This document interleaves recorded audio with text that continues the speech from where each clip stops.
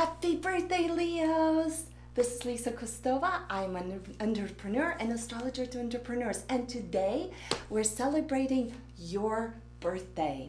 If you are born from late July until late August, or you know somebody who's born in that time, send them this.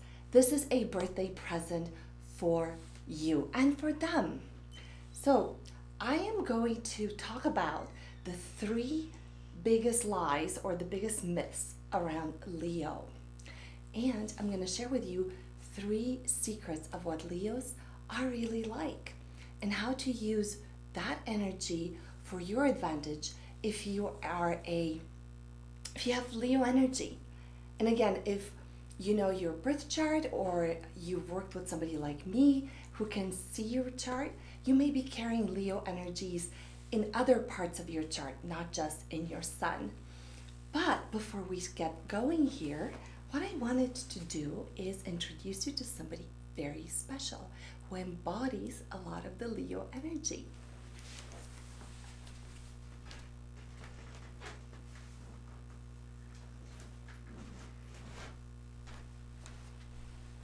This is Candy Corn. And not only is he a Leo because his birthday's coming up in a couple of days here on August 16th, but he is also a cat. Somebody said a long time ago that God created cats so that humans could have the experience of petting a lion. And I couldn't agree more. For those of you who have cats or love cats, you know what it's like.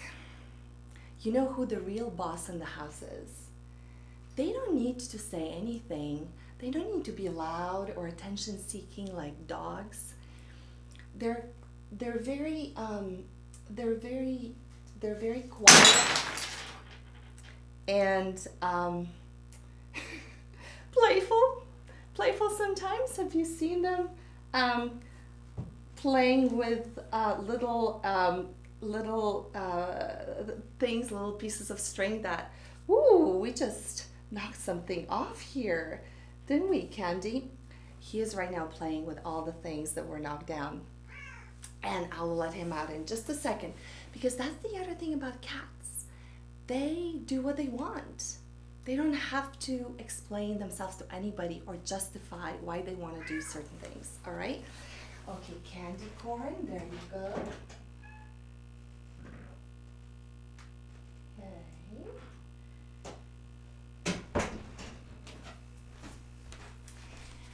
So myth number one about Leos. Myth number one, and I'm calling this astrology horoscope shaming because it does happen out there in the real world. So myth number one about Leos is that they are attention-grabbing, attention-seeking people.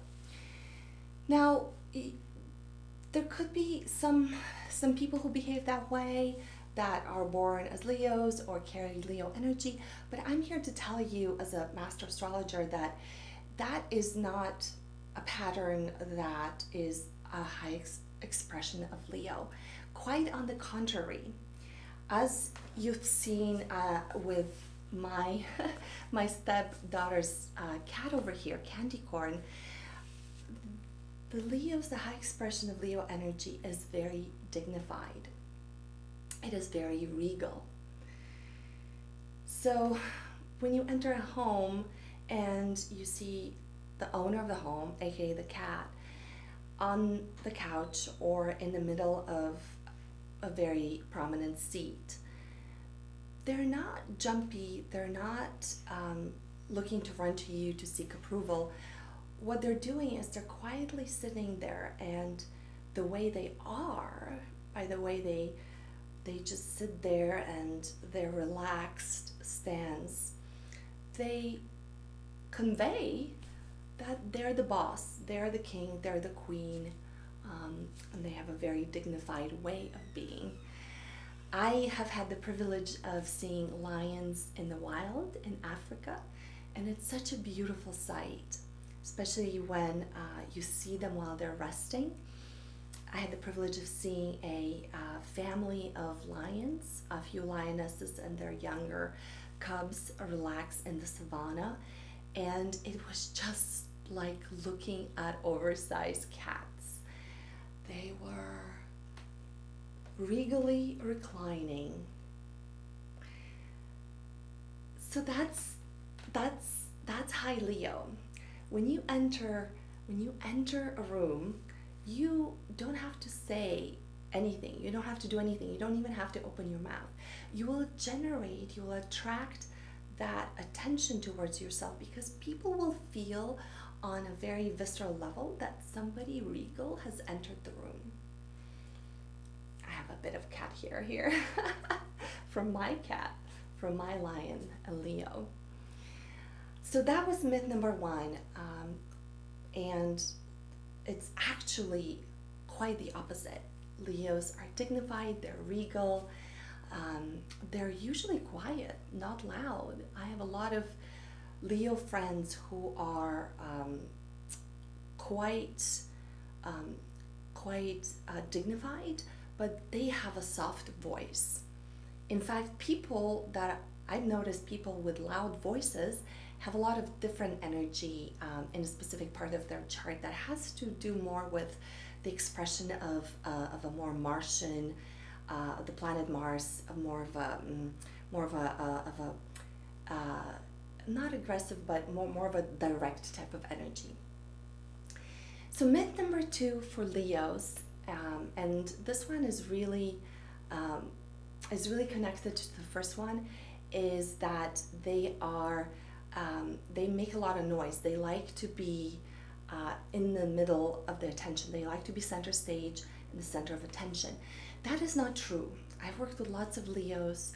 I have some dear friends who are Leos, and I can tell you that the vast majority of them are shy in their core. It reminds me of the lion from The Wizard of Oz. So if you're like me, you've read the book, you may have seen the movie or the play.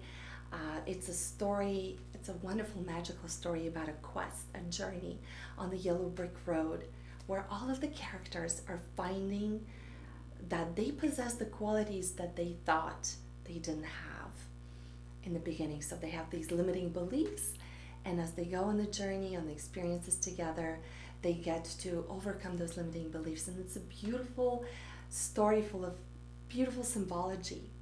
And if you remember the Leo there, the lion, that was my favorite character in the whole book.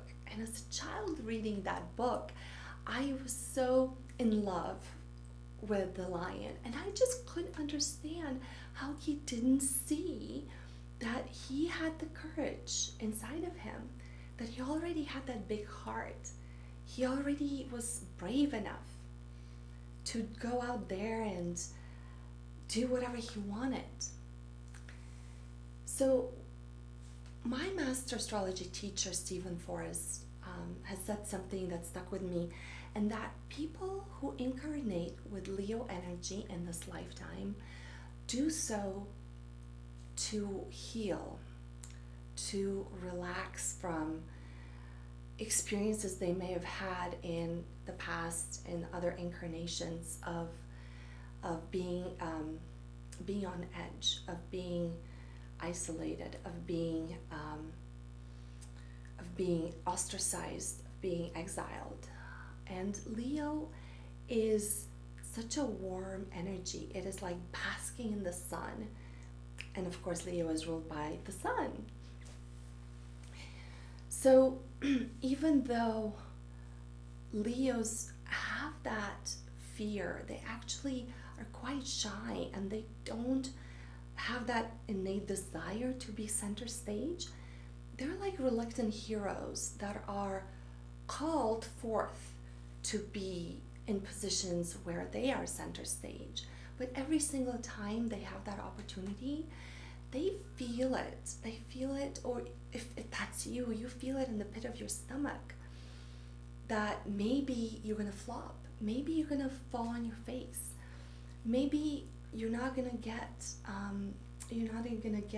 liked or approved or admired, and that energy is important for Leos in this lifetime. It's important for them to feel loved. It's important for them to feel approved and admired. It is actually a healing experience for Leos. So if you're a Leo, it is very healing for you to have experiences where you step forward onto the stage, onto whether the stage is just your family, your friends, bigger opportunities to go forward in front of people and share your authentic self. Sing your authentic song, tell your authentic story. Be completely authentic. Not do or say what people expect you to do or say. That would be kind of falling into the shadow of Leo. But if you trust, if you have faith that your authentic expression and your authentic song is not only good enough, but it is actually so powerful and beautiful that people won't have a choice but appreciate that, because people love authenticity. People love realness. People love when we see somebody who's raw, who's wearing the heart on their sleeve. We appreciate that. We appreciate people who are vulnerable and show their true selves. So even though Leos are not loud, and even though Leos are not attention seeking and they're not fearless, Leos in fact need to be in center stage, need to have those experiences. Applause and approval and admiration is a very healing energy for you. Finally, myth number 3 is that Leos are selfish and entitled. And selfishness and entitlement to me smacks of seriousness, of, well, it's about me and I get to be serious and presentable, and it's all about what I get from everybody.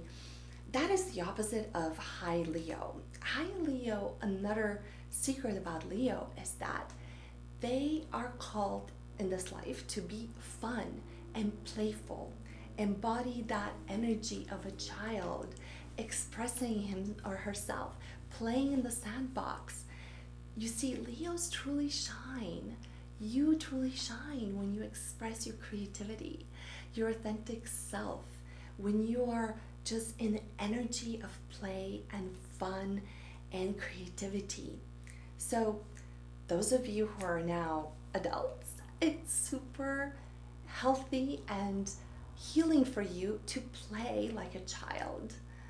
Find something that you do for your heart's content only, not because you have to, but just because it gives you the pleasure and the joy of singing the song or playing the guitar, playing the piano, or writing the book, or whatever it is that expresses your pure creativity. One of my friends who is a Leo is actually a very talented photographer, and she and I have talked about her photography being a beautiful expression of her creativity and how it puts her in the flow, it unlocks her genius, it unlocks her power in the world, and it is so essential to who she is. So if you like this episode, and if you know somebody who's a Leo, forward it to them. Bring a smile to their face, make them feel good, make them feel appreciated. Leos really need that. And I will be back in the next episode talking about famous people who rocked their Leo energy. And I will explain to you exactly how they did it and how they used the potential of Leo to do incredible and fantastic and unbelievable accomplishments and things. Okay, it was so nice to spend this time with you. I love you, and I will see you next time. Bye.